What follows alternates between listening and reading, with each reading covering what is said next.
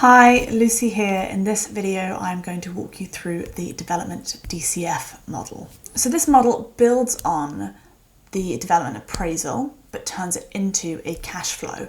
So in the first model, we just had the information that was on the left-hand side here, whereas in this model, we have all of this additional discounted cash flow information on the right-hand side.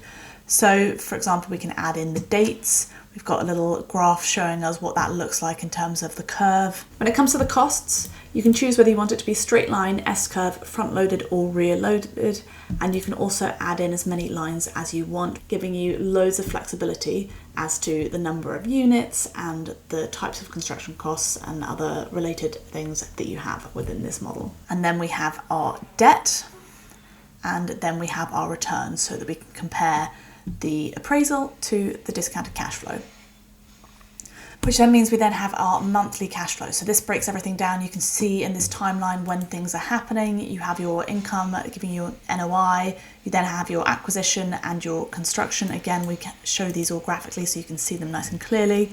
And then we have our GDV followed by our two loans. So we have a development loan and an investment loan. And then underneath that, we have tax and working capital assumptions, as well as then the sources and uses. Just like in our other DCF model, we also have a hard codes page, which means that one, you can put in hard codes for one-off costs that don't fit within any of the other sections, but also it means that you can track your actuals. So you can come in here and you can change the date to put in your actuals, and then that means that you can track the performance of your asset throughout the whole period. We summarise this into our annual cash flow so that you can see that nice and clearly with a little printout should you wish. And then we also have a dashboard here. So we have a Gantt chart showing us the project timeline. We have some other key bits of information being pulled through, including the sources and uses graph and a sources and uses table. And we also have sensitivities as well. As always, the instructions on how to use this model are within the model library portal.